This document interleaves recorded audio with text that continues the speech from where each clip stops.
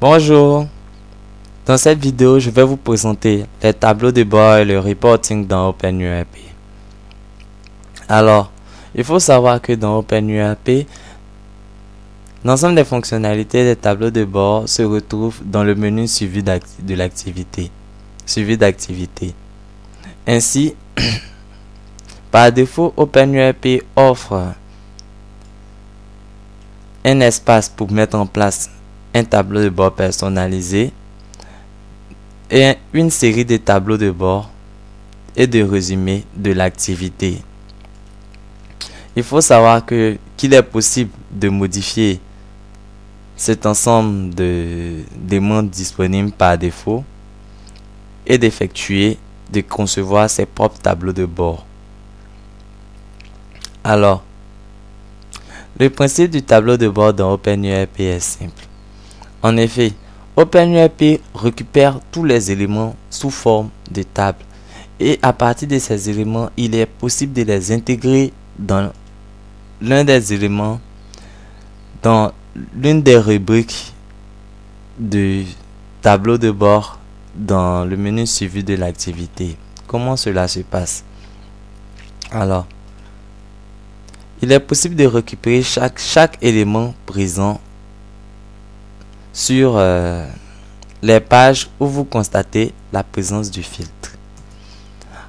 En effet, par défaut, OpenURP a mis en place un outil de filtre et de regroupement qui est en fait aussi un gestionnaire de requêtes. Il permet de lancer des requêtes, c'est-à-dire un ensemble d'ordres permettant le tri ou le regroupement de l'ensemble des éléments présents dans la table et de les intégrer à l'un des éléments du tableau de bord. La preuve par l'exemple. Nous allons construire comme exemple un tableau de bord, le tableau de bord d'un responsable commercial.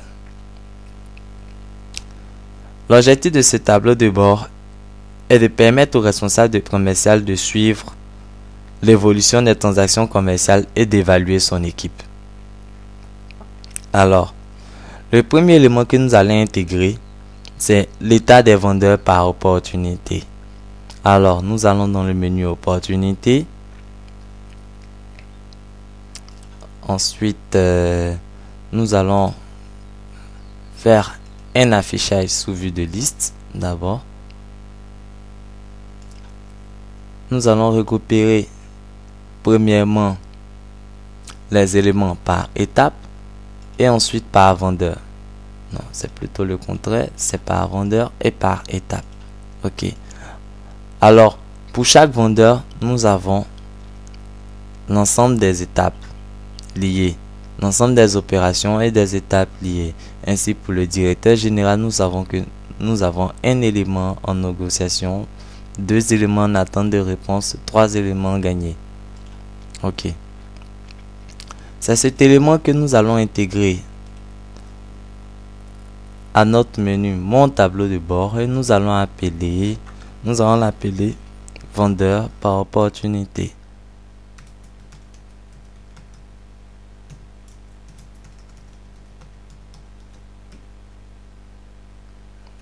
Ok. Maintenant, pour ajouter un peu plus de visibilité, nous allons récupérer le même élément sous forme de graphique. Nous allons l'appeler graphe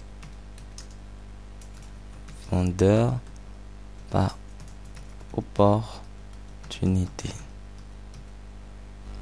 Ok. Ensuite, nous allons récupérer le volume des devis par vendeur. Cet élément nous permettra de récupérer par vendeur et savoir quel est le volume de devis qu'il a envoyé.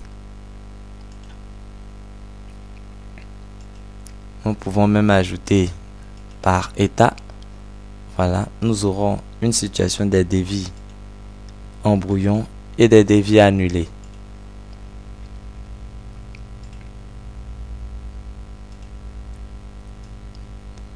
Donc je vais l'appeler devis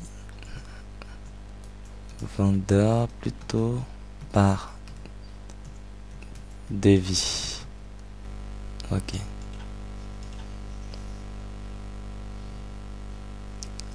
Enfin, nous allons déterminer de la même manière le volume de bons de commande par vendeur.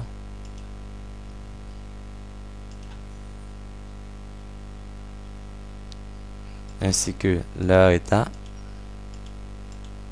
Plus intéressant.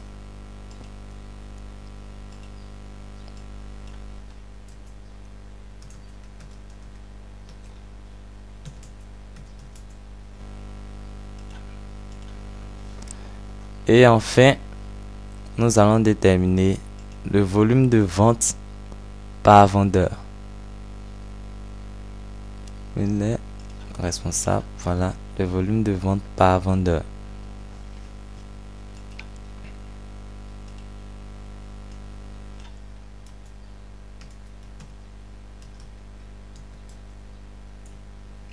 Plutôt vendeur suivante.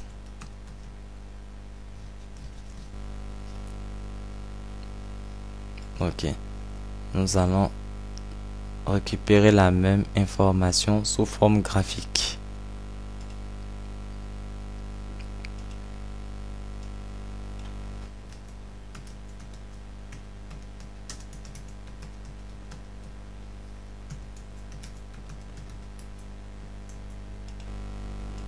Maintenant, allons dans le menu suivi de l'activité. Voilà nos trois éléments.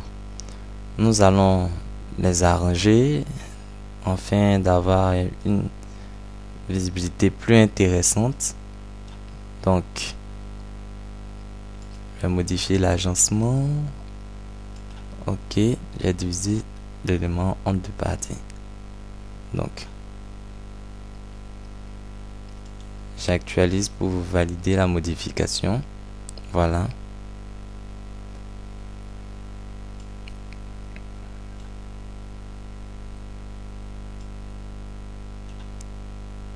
Ok. Je vais actualiser encore pour redimensionner les graphes. Ok. Donc, avec ce tableau de bord, le responsable commercial a une visibilité globale de l'ensemble de sa fonction commerciale. En effet, il a les devis envoyés par vendeur. On va commencer par les opportunités les plus intéressantes. Voilà. Donc, il a le volume d'opportunités envoyées par vendeur auquel il peut comparer la réalisation effective. Ici, nous voyons que le commercial 1, au niveau des opportunités, a 16 millions, mais en termes de devis envoyés, il a 29 millions. En termes de bons de commande, il a 560 000 et il est à 1 880 000 TTC au niveau des ventes, que dirais-je, ou plutôt 1 954 400 TTC au niveau des ventes. Donc, nous voyons ici avec ce tableau de bord les performances de chacun, de chaque élément, chaque personne du service commercial. Il est possible de rentrer un peu plus dans le détail pour avoir une compréhension des différentes informations ou rester à une visibilité globale. À côté, nous avons les illustrations graphiques de l'ensemble des éléments qui permettent en un coup d'œil d'avoir une visibilité globale de la fonction. Et c'est ce qu'on demande au responsable commercial. Vous avez constaté que le tableau de bord, je l'ai mis en place en 5-10 minutes pour démontrer de la facilité dans la mise en place des tableaux de bord dans OpenURP. Alors, il est intéressant que ce soit le responsable de la fonction qui mette en place les différents tableaux de bord en fonction de ses besoins. Et ce sont des besoins qui peuvent être spontanés, immédiats pour lui, pour qu'il puisse suivre certaines opérations précises à un moment M, ou bien des informations globales qui sont d'un point de vue stratégique ou en fonction des objectifs qu'ils souhaitent atteindre. Alors, comme d'autres exemples, j'ai mis en place un certain nombre de tableaux de bord, comme par exemple, c'est le même tableau de bord. On peut aller au niveau des CRM. Dans le menu CRM, j'ai récupéré l'affichage cabane des opportunités, mais cette fois-ci pour une visibilité par client. Ainsi, on a pour chaque client l'ensemble des opportunités précises ainsi que les revenus attendus. Au niveau des ventes, nous avons la situation des devis et du chiffre d'affaires de l'utilisateur. Dans la comptabilité, j'ai mis en place un tableau de bord de situation des titres de paiement ainsi que leur statut, un tableau de bord de trésorerie permettant de connaître la situation en temps réel de l'ensemble des postes de trésorerie et un tableau de bord suivant la balance analytique. Alors, avec ces balances analytiques, nous avons la situation et la détermination de la marge globale analytique de l'entreprise. Vous pouvez voir aussi un tableau de bord. Ce tableau de bord, c'est un tableau de bord de gestion de stock qui nous permet de connaître la situation des demandes d'approvisionnement et la situation globale des stocks par emplacement. C'est-à-dire que pour chaque zone de stock, nous avons la situation du stock en temps réel. Alors, pour revenir, il est extrêmement simple à utiliser le module de suivi d'activité et les tableaux de bord de OpenURP. Maintenant, le reporting. Il est tout aussi simple dans OpenURP. En effet, le principe du reporting d'OpenURP part du filtre et de l'affichage du champ.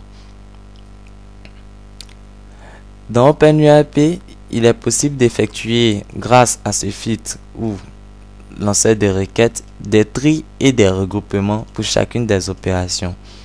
Sachant que l'objectif du reporting est de rapporter de manière exhaustive une série d'informations relatives à la demande de nos collaborateurs.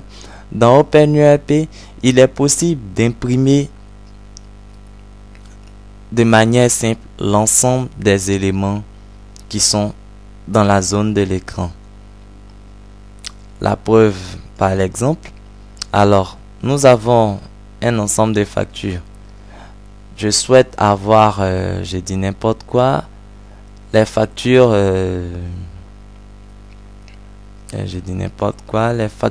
disons, du dernier semestre de l'année.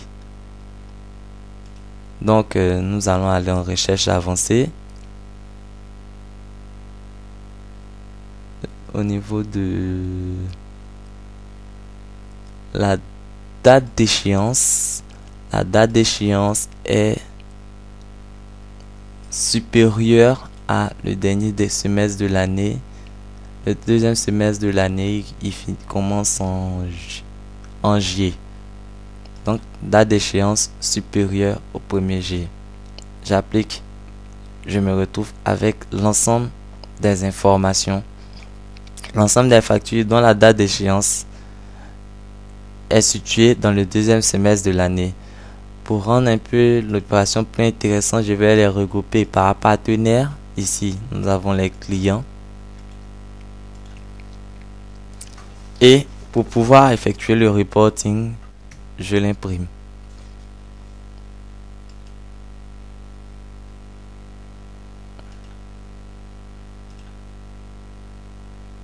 Alors, nous avons notre reporting sur OpenURP.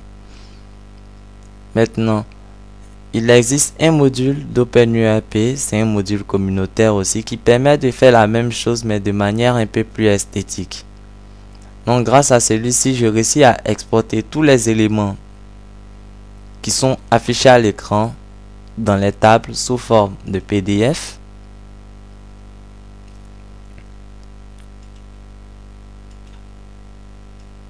Alors, nous avons les éléments ici. sous forme de PDF et les regroupements.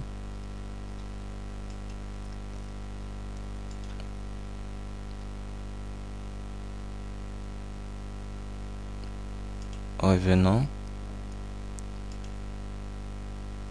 Ou bien sous forme de fichier Excel.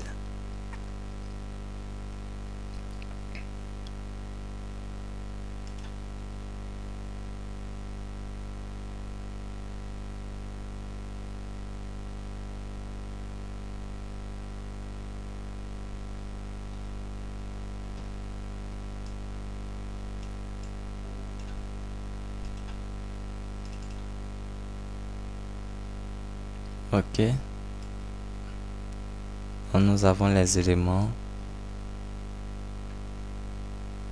que Excel reconnaît nativement comme des chiffres.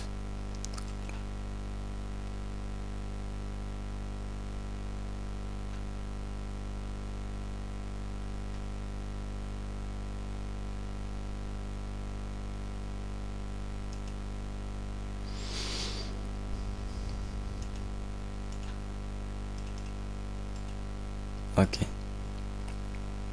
Donc à partir de cet élément, vous pouvez facilement les retraiter dans Excel pour sortir l'ensemble des éléments que vous souhaitez avoir.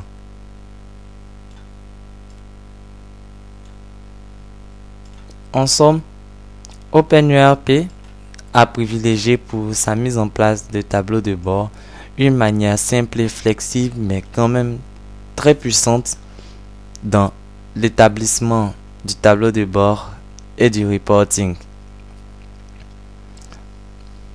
Donc, je vous remercie